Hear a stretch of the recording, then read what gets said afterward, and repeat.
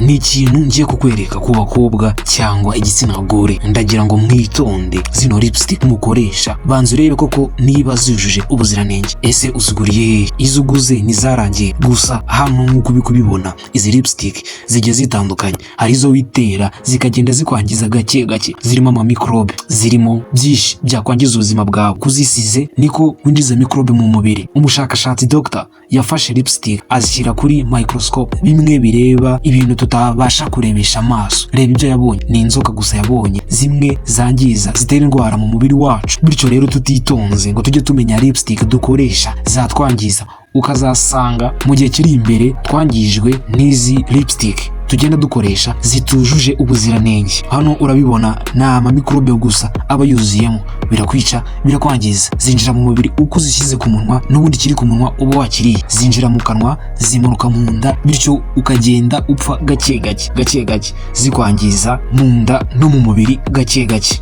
Banza urebe neza lipstick ugiye gukoresha, ese ifite ubuziranenge? Ntago yarangiye, ni nzima, bityo urinde ubuzima bwawe. Mba nashyizeho utuntu twiza tw'ubwenge twagufasha kwirinda mu buzima bwa buri munsi. Bityo rero kora subscribe, like na share kuri Arsene UK.